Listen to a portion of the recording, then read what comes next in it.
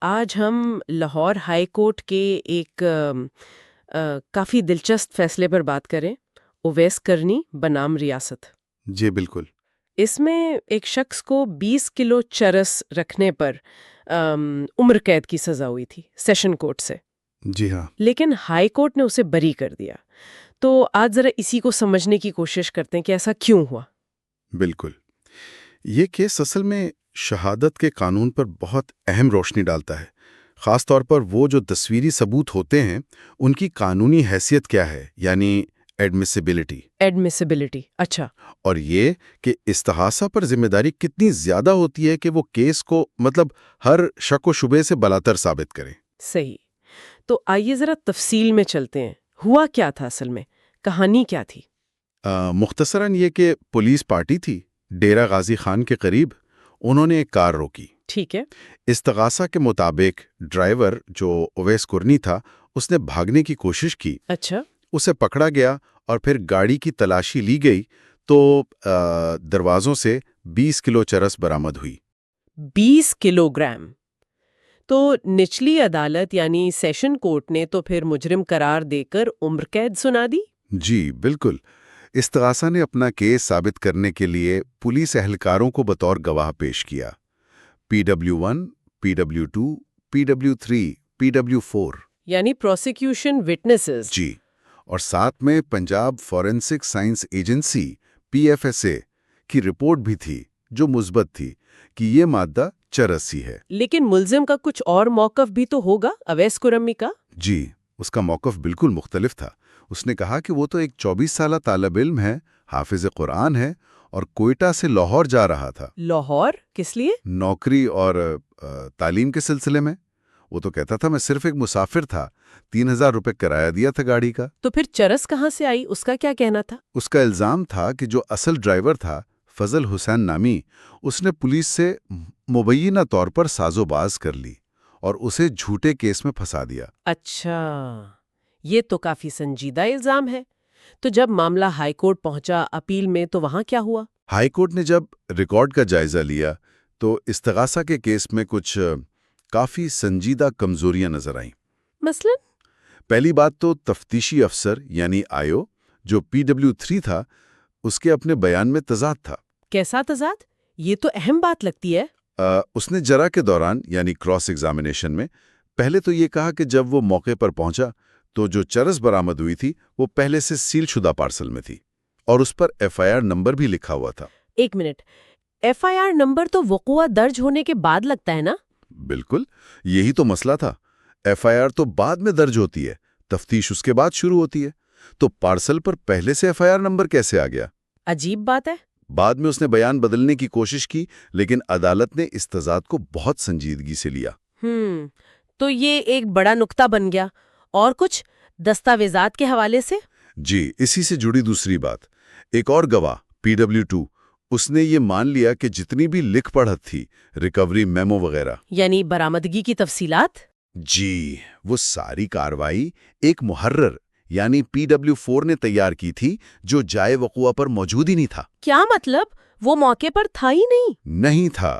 تو اس سے یہ شک اور گہرا ہو گیا کہ کیا یہ ساری کاروائی واقعی موقع پر ہوئی تھی یا بعد میں تھانے میں بیٹھ کر کاغذات تیار کیے گئے؟ تو گواہوں کے بیانات میں تضاد اور دستاویزات کی تیاری پر سوالیہ نشان، یہ تو کیس کی بنیادیں ہلا رہا ہے۔ یقیناً۔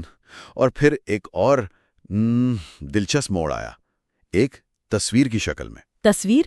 کیسی تصویر؟ دفاع نے گواہوں کو جرا میں ایک تصویر دکھائی، جی، DA کے طور پہ پیش کی۔ جی۔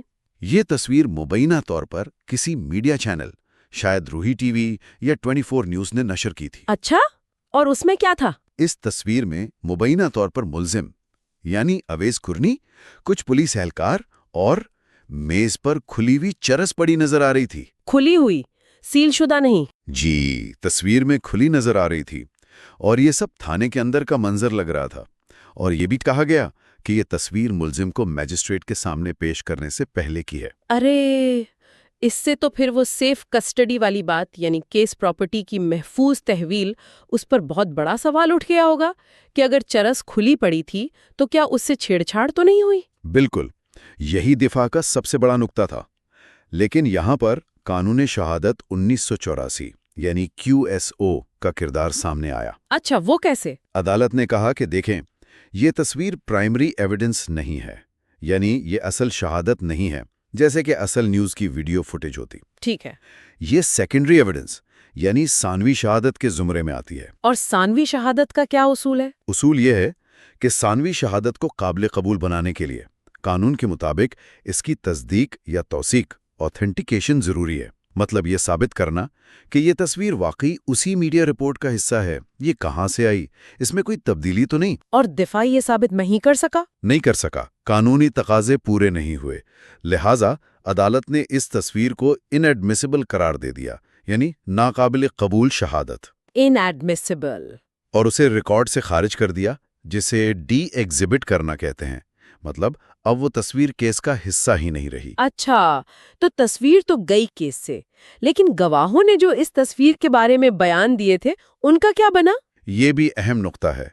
अदालत ने कहा कि जब तस्वीर खुद ही नाकाबिल कबूल है, यानी इनएडमिसिबल है, तो फिर इस तस्वीर को देखकर या इसकी बुनियाद पर गवाहों ने जो कुछ कहा, जी, इस बयान की भी कोई कानूनी हैसियत नहीं रहती। आप किसी नाकाबिल कबूल चीज पर शहादत की बुनियाद नहीं रख सकते। सही। यानी तस्वीर भी गई और उससे जुड़े बयानात भी गए।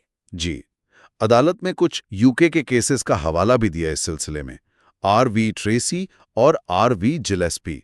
तो फिर अगर तस्वीर और उसके बयानात केस से निकल गए, तो बरियत की हतमी वजह क्या बनी?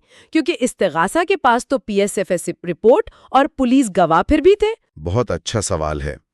देखें, अदालत ने ये वाज़ेह किया कि अगर हम तस्वीर वाले मामले को बिल्कुल एक तरफ रख भी दें, अच्छा, तब भी इस्तिगासा के केस में शुरू से ही जो संगीन खामियां मौजूद थीं। वो तजादात और दस्तावेजात वाली? जी बिल्कुल।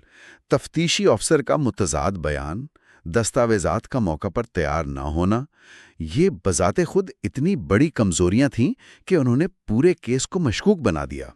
तो इन खामियों की वजह से केस प्रॉपर्टी की तहवील भी मशकूक हो गई। बिल्कुल।